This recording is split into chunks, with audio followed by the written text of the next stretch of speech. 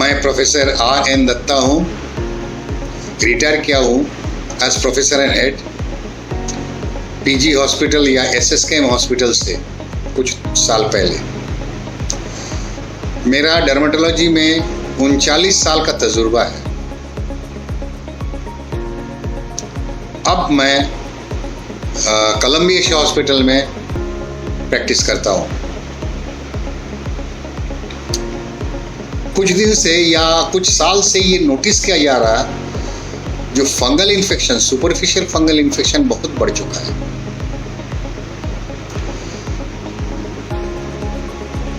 इतना बढ़ा कि पहले जहां हम लोग 10 में 1 मरीज को देखते थे, आजकल 10 में 3, 4, 5 भी देख लेते हैं। ऐसा हालत है।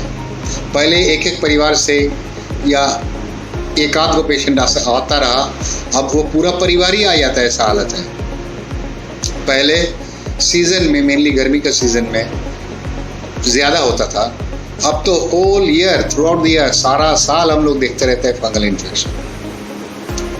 पहले कुछ जगह पर दिनाई होता रहा। इसका ये दिनाई जैसा पट्टा में, ब्रेस्ट के नीचे, एक्सिला में, ये सब जगह होता रहा। अब तो देखते पूरा बदन में होता है। ऐसा कि चेहरे पे जब पहले देखा नहीं जाता था, वहाँ भी हो रहा। तो सिचुएशन काफ़ी गंभीर है।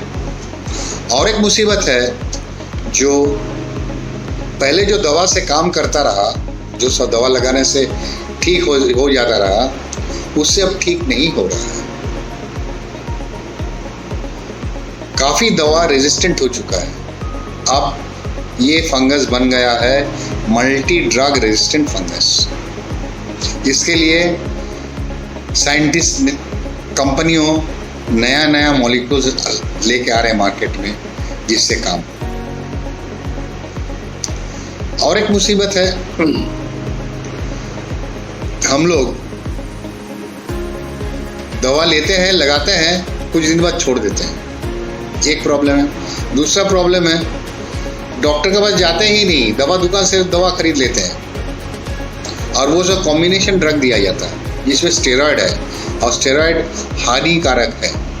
अगर आप डॉक्टर की सलाह से लें तो हानिकारक उतना होता नहीं है, मगर अगर डॉक्टर की सलाह बिना अगर वो कॉम्बिनेशन ड्रग यूज़ करते हैं, लॉन्ग टर्म में उसका बुरा असर दिखाई देता है। तो इसीलिए कॉम्बिनेशन ड्रग इस्तेमाल करना नहीं है। बॉडी को साफ सुथरा रखना है। कैसा? सूखा रखना है। नहाने का बाद अच्छा से बॉडी को सुखाइए, उसके बाद ही कपड़ा पहनिए। और अपना तौलिया या गमछा आप जो इस्तेमाल कर रहे हैं, दूसरा कोई उसे ना करे। घर में, परिवार में हर इंसान का अपना गमछा रहना चाहिए, अपना तौलिया रहना चाहिए। तब क्या होगा, इन्फेक्शन एक इंसान से दूसरा इंसान के पास नहीं जाएगा। दवा लगाने का तरीका भी है। एक है, जहाँ पर ये आपका दिनाई हुआ है, 2 इंच बाहर से रोटेट करते हुए आप बाहर से सेंटर में आइए। कब तक मलिएगा? जब तक नहीं ये सूख जाए, मतलब एब्जॉर्ब हो जाए। एब्जॉर्ब हो गया, अब आपका लगाना खत्म। मगर ऐसा आपको करने का बाद भी जगह सूखा रखना है। उसके लिए एंटी फंगल पाउडर भी इस्तेमाल कर सकते हैं साथ साथ। और क्यूर जो है वो 2 किस्म का क्यूर होता है। एक है क्लिनिकल क्यूर, जो हम देख कर समझ रहे हैं हाँ ठीक हो गया, कोई को उसी टाइम बंद कर देता। मगर वो फंगस दिखाई नहीं दे रहा, लग रहा उसमें कोई घाव वगैरह कुछ है नहीं, मगर चुपके से बैठा है वहाँ पर कुछ फंगस, जो अगर आप लगाना बंद कर देते हैं तो फिर रीग्रो करेगा, फिर आपको अटैक करेगा और फिर रेकर करेगा। तो इसीलिए जब आप देख रहे हैं बीमारी ठीक हो गया, उसके बाद भी आप कम से कम 2 हफ्ता तक लगाते रहिए, वो ज़रूरी है। और जैसा बोले हैं, तेल, कोई किस्म का तेल नहाने का पहले लगाइए, उसके बाद नहाइए, फिर बदन को सुखा लीजिए। काहे तेल लगाना है? तेल क्या करता है, वो वाटर को रिपेल करता, हटाता है, एब्जॉर्ब होने नहीं देता। अगर एब्जॉर्ब नहीं हुआ तो केराटिन, जो हमारा सबसे ऊपर का लेयर है केराटिन, वो नरम नहीं होगा।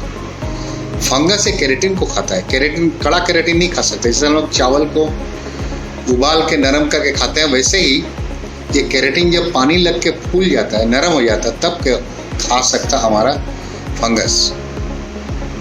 तो अगर तेल लगा के उसका नहाते हैं तो बॉडी तो साफ हो जाता है, मगर उतना एब्जॉर्ब नहीं होता। क्योंकि एब्जॉर्ब नहीं हो रहा तो उतना नरम भी नहीं होता, तो फंगस खा नहीं पाता और फंगस ऑटोमेटिक मर जाता। उसमें क्या होता है, रिकरेंस होने का चांसेस कम रहता है। अगर आप ये सलाह मानिएगा और मिथ्स जो है, कुछ भ्रांत धारणा है, वो सब अगर नहीं सुनिएगा, अगर सही डॉक्टर के पास जाकर सलाह लीजिए, सलाह का बाद वो जो बोलते हैं उसको अगर आप फॉलो करते हैं तो देखिएगा आपका बीमारी ठीक होने का संभावना बहुत ज़्यादा रहेगा।